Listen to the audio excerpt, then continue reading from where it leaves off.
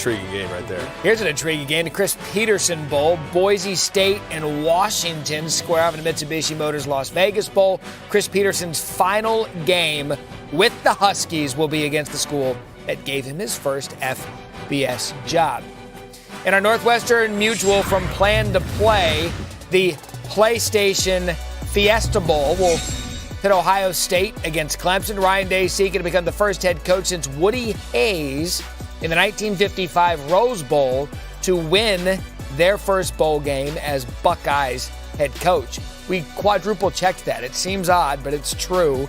Maria Taylor now with the quarterback of the Clemson Tigers, Trevor Lawrence.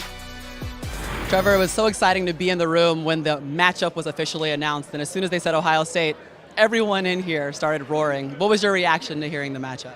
I mean, I think no matter who it was, we would have been excited, but just knowing that we've been to Arizona, well, not me personally, but this team has been to Arizona before and played Ohio State back in, 2016, and just kind of having that matchup again, it definitely is exciting. But honestly, no matter who it was up there, we were going to be pumped. Your coach, the first thing he said, he mentioned the history of starting number 1 and ending number 3 for the first time since 1966, almost to put a chip on that shoulder.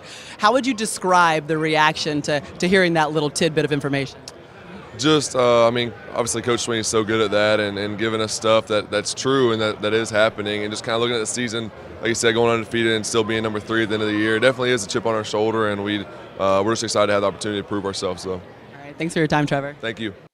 All right, Trevor Lawrence gets that Buckeyes defense, and we know it's a good defense led by Chase Young. That's the PlayStation Fiesta Bowl. The 2-3 matchup, LSU-OU, Chick-fil-A Peach Bowl, the 1 versus 4. If there's one theme in this playoff, 3 of the 4 quarterbacks are leading their respective programs after transferring from another high-profile school. If Burrow wins the Heisman, he would be the 3rd straight transfer quarterback to win it. All of this is to say, gentlemen, it's become free agency with quarterbacks entering the portal and going to a new school, and they have immediate success. Good or bad for college football? I don't love it because I feel like if you abandon ship, we just saw 8 names, but there are a lot more than 8 guys that go into the transfer portal on a regular basis. So the likelihood of you reemerging at a place and having an incredible career is a lot smaller than that of you going somewhere else and then falling off into going AWOL and no one ever sees or hears from you again. There's a million examples of that, but I do think what's remarkable about that is all those high-profile transfers. The one that stands out, Joe Burrow naturally.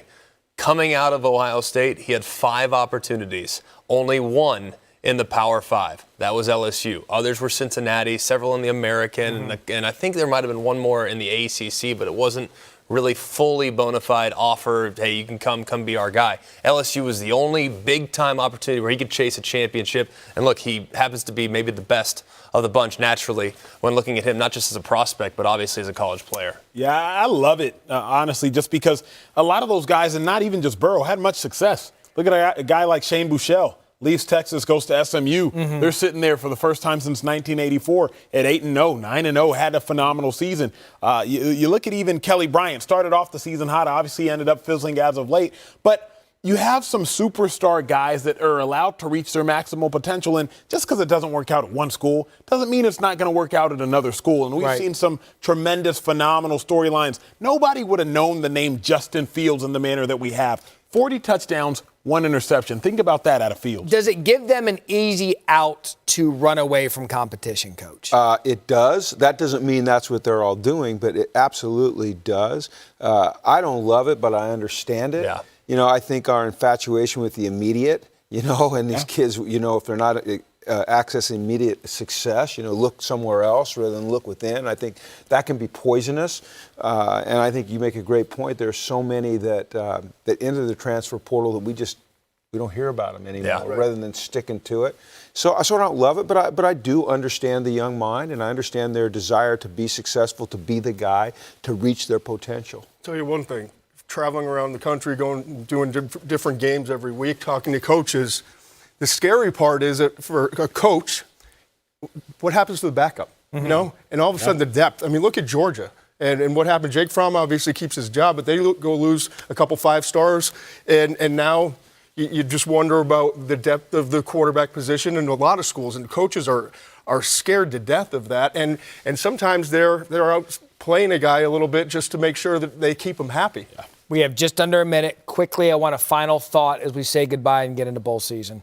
I think final thought, the committee got it right. They made it very easy, but I think overall committee got it right with the order of things. And I think as a college football fan, when we've looked at the playoffs over the last several years, I'm eager about both the semis and what will inevitably be the championship game. I don't see any glaring blowouts. Quick. Final thought, I don't want to play Clemson. Yeah. Thank God for the 14 playoff. Because if we were in the BCS era, Clemson would be watching Ohio State and LSU play. Yeah. That would be a travesty. 12:59 last night. It was LSU for me. 1 o'clock. It was Ohio State. As we sit here tonight at 10:59, it's Clemson. Let's go. There you go. We've come full circle. Thank you, everybody, for watching. Championship Drive. Who's in? Presented by Capital One. Is brought to you by Taco Bell's Live Más Student Section. Giving the biggest games back to the biggest fans, the students, since 2014. So young for a student there, I think. But fans gearing up to take their seats within the Live Más student section. Taco Bell in the college football playoff will be providing free tickets to 500 students of each school in the college football playoff games this year. Let's look at the 10 plays that shaped the college football playoff, starting with number 10, Oklahoma, Kansas State, fourth quarter, onside kick. It looks as if OU recovers. They have another look. Ball was touched by an Oklahoma player. You know, you really thought that Oklahoma was going to somehow find a way to make it the comeback, but no. Now, we thought at the time that could be it for Oklahoma. Things happen in front of them. They are in. Arizona State, Oregon, fourth quarter, ASU up. Jaden Daniels a dime to Brandon Ayuk. On 3rd and 17, right around there, 3rd and super long after a sack. I mean, crazy. And to think what Oregon was able to do beyond that, to thump Utah in the Pac-12 championship. Huge play in determining the Final Four. In the night, the Pac-12, perhaps they died in the playoff. Penn State, Ohio State. Justin Fields to Chris Olave, 28-yard touchdown. And Fields has been doing it with his legs all year, and he's made some big throws down the stretch. Ohio State, so much talent on both sides of the ball. Number 7, the play call that Nick Saban might think about for the rest of his career, putting Tua back in for the 2-minute offense, goes down, Tua out for the year. Bill Walsh, a wise man, once told me, he says, take him out of series before you really think that you should. And now Tua, we don't know what his decision will be, go pro or come back to Alabama. LSU, Texas, fourth quarter, LSU up. Joe Burrow to Justin Jefferson, ball game. 3rd and 17, game on the line, ice in his veins, to the house, feels the dub in DKO. Guys, help me out if we've heard this before. Alabama, Auburn, kicker. McElroy, all you. I'm good. McShay? Josh Bulovis off the upright, and Auburn wins the Iron Bowl. That knocked Alabama out of the playoff. Big 12 championship game, Ramondre Stevens in overtime, 5-yard touchdown. Yeah, and I'll tell you what, Baylor hung around and they fought, but Oklahoma just had a little bit too much in this one. And now they're in position. And now we talk about that Oklahoma defense. Could this be the year where the defense at least has a chance against LSU? We'll soon find out. South Carolina and Georgia. How did Georgia lose to South Carolina? 4 turnovers. That's the ultimate neutralizer. And if you look at how South Carolina played in this game, it was the final time they actually put a full game together because it was all downhill from here.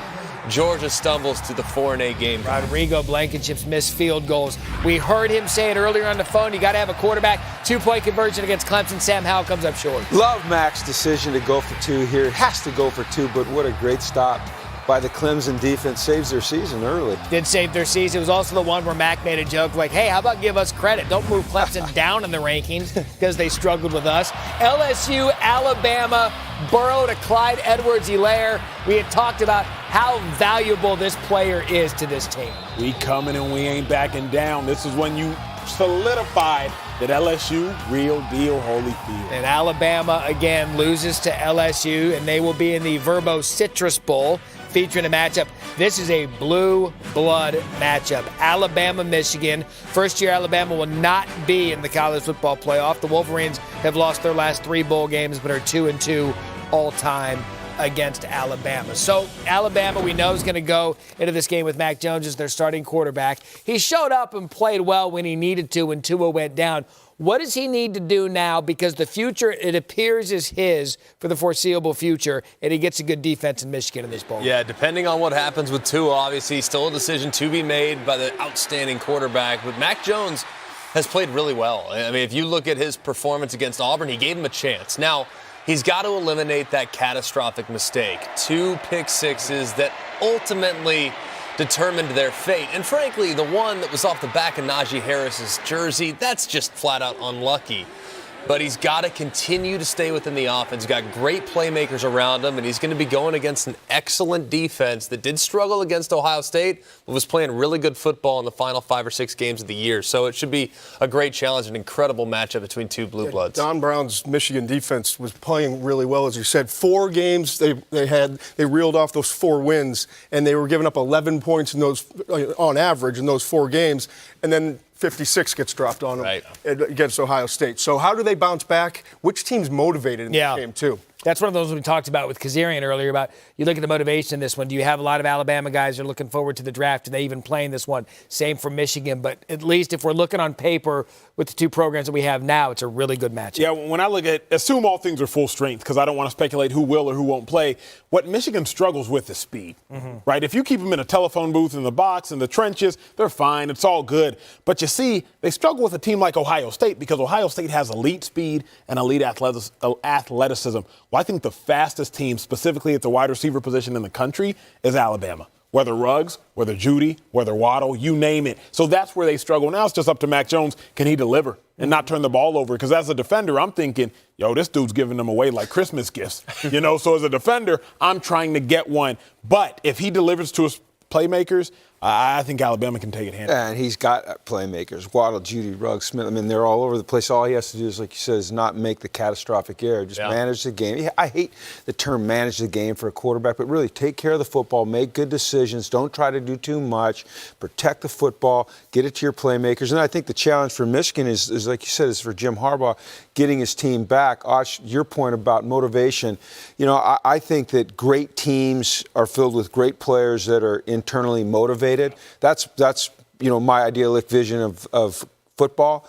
But there is a reality to it as well. But I think these 2 coaches are uniquely qualified to make sure their teams are pointed in the right direction, looking at the right things, focusing on the right things, and they'll be ready to play in this game. Both teams will. I think one thing, too, that Alabama and Michigan fans, look, this is Shea Patterson's last game. How is he going to finish? And then he's kind of had an up-and-down career, but you look at the last month of the season, he was starting to ball. He was really starting to feel comfortable in this RPO-based Josh Gaddis attack. He looked like the guy we always thought he'd be.